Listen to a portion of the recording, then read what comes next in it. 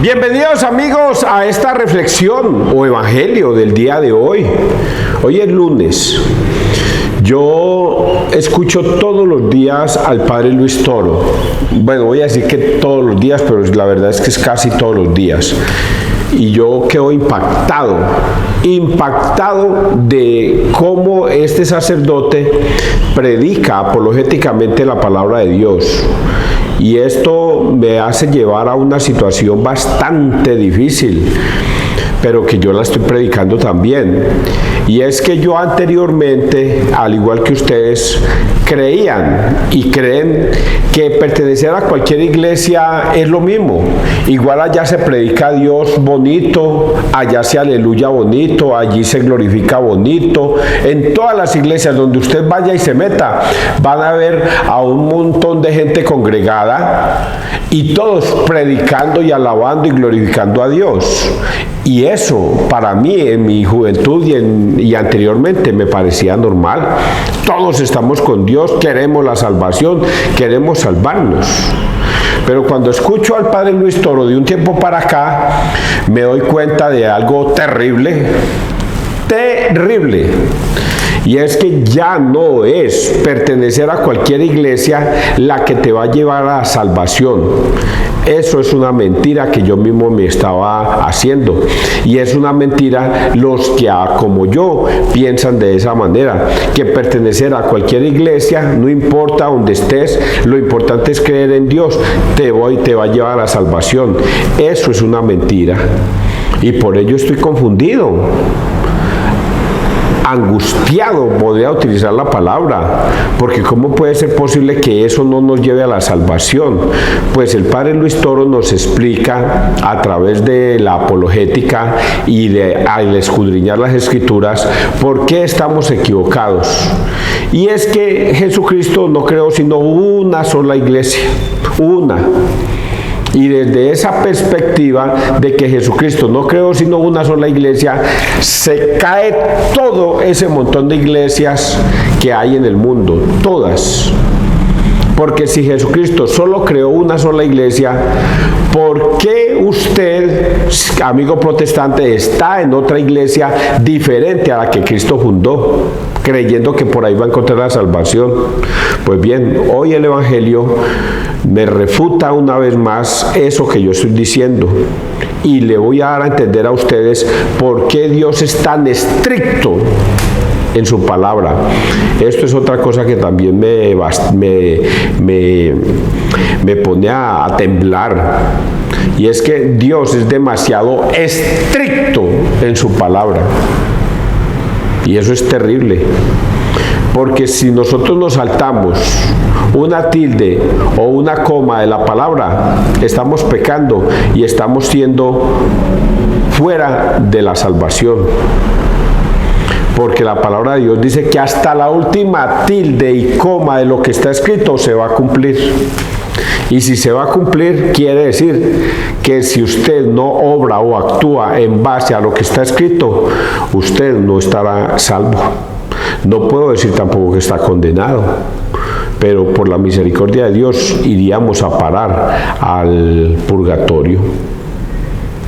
Pero es una cosa terrible. Por eso, si hoy usted me está escuchando y quiere prestarle atención a la palabra de Dios, ojalá hoy escuchéis la palabra de Dios y no endurezcáis tu corazón, para que así al oír, oigas, y al ver, veas. Porque hay muchas personas que viendo no ven y oyendo no entienden. Y eso es algo terrible. Persignémonos pues, muchachos, y ojalá escuchen esto y lo entiendan. En el nombre del Padre, del Hijo y del Espíritu Santo. Amén. Dice la primera lectura, es una carta de Pablo a los Éfesos, Efesios 2, 19, 22. Hermanos, ya no sois extranjeros ni forasteros, sino conciudadanos de los santos y miembros de la familia de Dios. Estáis edificados sobre el cimiento de los apóstoles y profetas, y el mismo Cristo Jesús es la piedra angular. Por él todo el edificio queda ensamblado y se va levantando hasta formar un templo, consagrado al Señor. Por él también vosotros entráis con ellos en la construcción, para hacer morada de Dios por el Espíritu. Palabra de Dios, te alabamos a ti, Señor Jesús. Es impresionante cómo uno va entendiendo al escudriñar las Escrituras las cosas como están escritos. Entonces voy a escudriñarlas un poquitico y voy a decirles ciertas palabras que hay acá que nos dan un sentido de lo que dije al principio. Hermanos, ya no sois extranjeros ni forasteros, sino conciudadanos de los santos y miembros de la familia de Dios. Sino conciudadanos de los santos. Y aquí ya empezamos a encontrar que ante Dios nosotros no somos forasteros. Recordemos la semana pasada que Dios nos dio, al morir en la cruz y resucitar, a los gentiles nos dio el derecho de ser coherederos del reino de los cielos, igual que el pueblo de Israel, el pueblo prometido, al que se le había dado todo. Y ahora tanto los gentiles, paganos y los judíos, todos somos herederos del reino de Dios. ¿Qué tenemos que hacer para ser coherederos del reino de Dios? Pues pertenecer a la iglesia de Cristo. Es la única forma de entrar al reino de Dios, perteneciendo a la iglesia de Cristo. ¿Y cuál es la iglesia de Cristo? En la iglesia de Cristo hay santos. En las otras iglesias no hay santos. No hay santos, porque los únicos santos que se santifican son los que están en la iglesia católica. Entonces, por ese lado ya comenzamos a entender que Jesucristo creó una sola iglesia, y aquí está nombrada como es su iglesia, sino conciudadanos de los santos y miembros de la familia de Dios. Y para ser familia de Dios debemos hacer esto: estáis edificados sobre el cimiento de los apóstoles y profetas, y el mismo Cristo Jesús es la piedra angular. Estamos edificados sobre las bases, los pilares de los 12 apóstoles. Y aquí es cuando yo le hacía una pregunta a los testigos de Jehová, que incluso ustedes pueden hacérselas también si se desconocen la respuesta. Es: ¿por qué Dios escoge a 12 discípulos? ¿Para qué escoge a 12 apóstoles? ¿Por qué no simplemente se limitó a venir al mundo y a hablar su palabra a diestra y a siniestra y a cuanto diestra hubiera? ¿Por qué se puso a escoger a 12 discípulos? Y la respuesta es: porque Dios va a fundar una iglesia. En Mateo 16, 18, Él la va a fundar, y a esos 12 discípulos le entrega su iglesia, colocando a Pedro del Papa, entregándosela a Pedro y a sus 12 discípulos. Por eso nosotros somos edificados. Nosotros edificados bajo las bases de los apóstoles, porque ellos fueron las primeras piedras con las que se edificó ese templo de Dios, esa iglesia de Dios. Ellos son los primeros y nosotros estamos encima de ellos, edificados sobre esas bases. Entonces ahí ustedes ya van entendiendo por qué Jesucristo no fundó sino una sola iglesia. Jesús es la piedra angular. Por él todo el edificio queda ensamblado y se va levantando hasta formar un templo consagrado al Señor. Por lo tanto, usted es piedra, yo soy piedra, todos somos piedra. Lo que único es que, cuidado, que esas piedras estén edificadas sobre el templo de Dios, en cuyas bases están los apóstoles, los apóstoles que fueron los que iniciaron el edificio que se está construyendo.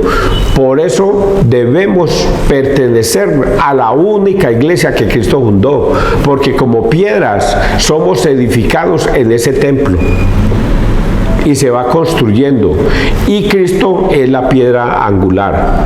Por eso, si usted, que es piedra, está edificándose en otro templo diferente al que Cristo fundó, No, ese templo no es el de Dios. Y Cristo no es la piedra angular de ese templo. Porque Cristo solamente fundó una iglesia, una. Si Él hubiera querido que aparecieran más iglesias, pues hubiera dicho: y yo te digo a ti, Pedro, que sobre esta piedra edificaré mis iglesias, muchas iglesias sobre la cabeza de Pedro, pero él no dice mis iglesias en plural, no, él dice mi iglesia en singular, una sola, la de Cristo, y Él es la piedra angular. Yo espero que ustedes lo entiendan, porque yo estoy tratando de ser casi que con plastilina dibujándoles a ustedes lo que les estoy diciendo. Y dice aquí: y se va levantando hasta formar un templo consagrado al Señor. Por él también vosotros entráis con ellos en la construcción para ser morada de Dios por el Espíritu. Por eso nosotros, siendo piedra y obedeciendo a Cristo y teniendo a Cristo, y nosotros estando en la única iglesia, vamos a ser morada de Dios y del Espíritu. Espero que ustedes hayan entendido esta primera parte, pero por si de pronto les quedó la duda, vamos a leer el Salmo y el Evangelio. El Salmo dice, Salmo 18, este Salmo a mí me encanta. A toda la tierra alcanza su pregón. El cielo proclama la gloria de Dios, el firmamento pregona la obra de sus manos. El día al día le pasa el mensaje, la noche a la noche se lo susurra, sin que hablen, sin que pronuncien, sin que resuene su voz. A toda la tierra alcanza su pregón y hasta los límites del orbe su lenguaje. Palabra de Dios, a toda la tierra alcanza su pregón. Este texto, que a mí me encanta, me hace recordar y sentir lo insignificantes que somos para Dios. Insignificantes que somos para Dios, porque nadie, óigalo bien, nadie puede jactarse de decir como los pastores, es que yo predico la palabra de Dios, yo soy un predicador de la palabra de Dios. Un sacerdote no podría decir, es que yo predico la palabra de Dios y si no fuera por mí Dios no existiera. Un decir. Es que César Arturo Arias predica la palabra de Dios, pues él y Dios se debe sentir extasiado de que César Arias predique la palabra de Dios. Y somos insignificantes ante Dios por este salmo. Echémosle la culpa a este salmo. Este salmo dice lo insignificantes que somos. A toda la tierra alcanza su pregón. El cielo proclama la gloria de Dios. Oiga, el cielo proclama la gloria de Dios. El firmamento pregona la obra de sus manos.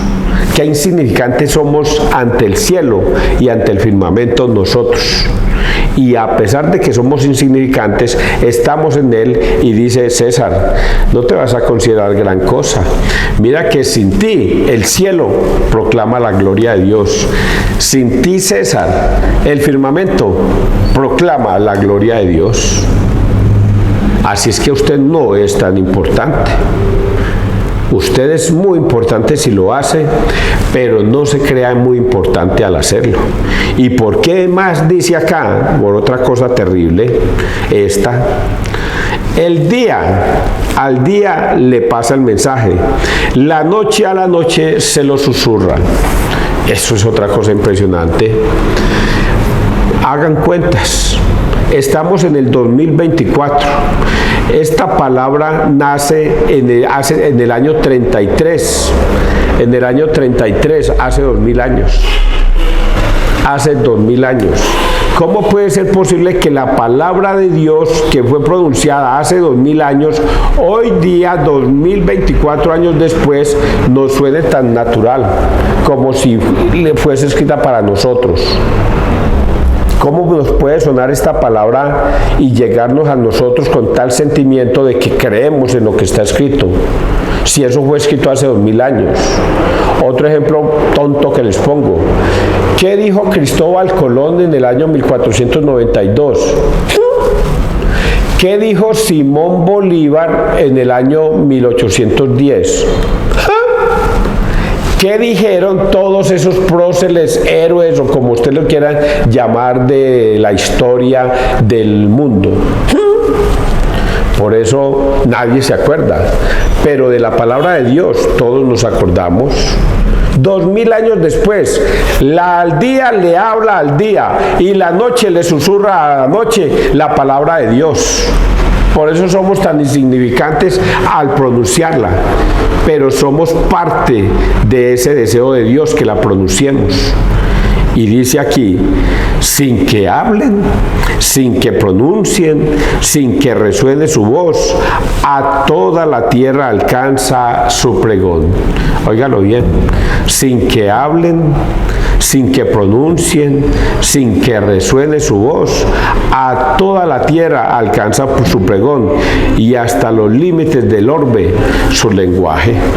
Por eso es que nosotros debemos darle gracias a Dios. Por ejemplo, yo, darle gracias a Dios que me permite a mí ser parte de ese pregón, que me permite a mí ser parte de vociferar la palabra de Dios. Gracias, Dios, por permitirme ser parte de eso tan majestuoso que tú lo haces todos los días. Que yo no lo quiero hacer, pregúntele a Dios si a Dios le importa que yo no lo quiera hacer. Que yo, si Dios no me da las gracias, yo no lo hago. Pregúntele a Dios si a Dios le importa eso. Nada. Usted es el que tiene que sentirse agradecido de que Dios le permita llegar a pronunciar su palabra. Es lo que yo tengo que decir. Y vamos a leer el Evangelio, que es una bofetada a todo lo que yo estoy diciendo y para todos los que todavía no han entendido. Santo Evangelio, Lucas 6, 12, 19. Escogió de entre ellos a 12, a los que también nombró apóstoles. En aquellos días Jesús salió al monte a orar y pasó la noche orando a Dios. Cuando se hizo de día, llamó a sus discípulos. Escogió de entre ellos a 12, a los que también nombró apóstoles. Simón, al que puso de nombre Pedro, y a Andrés su hermano, Santiago, Juan, Felipe, Bartolomé, Mateo, Tomás, Santiago el de Alfeo, Simón llamado el Celote, Judas el de Santiago y Judas Iscariote, que fue el traidor. Después de bajar con ellos, se paró en una llanura, con un grupo grande de discípulos y una gran muchedumbre del pueblo, procedente de toda Judea, de Jerusalén y de la costa de Tiro y de Sidón. Venían a oírlo y a que los curara de sus enfermedades. Los atormentados por espíritus inmundos quedaban curados y toda la gente trataba de tocarlo, porque salía de él una fuerza que los curaba a todos. Palabra de Dios, gloria a ti, Señor Jesús. Está dividido esto en dos partes. La primera, que Jesús fue a orar al monte y durante toda la noche oró, hablando con Dios toda la noche, y luego bajó y de la gran multitud que lo seguía, muchos discípulos, muchos lo seguían, él escogió a 12.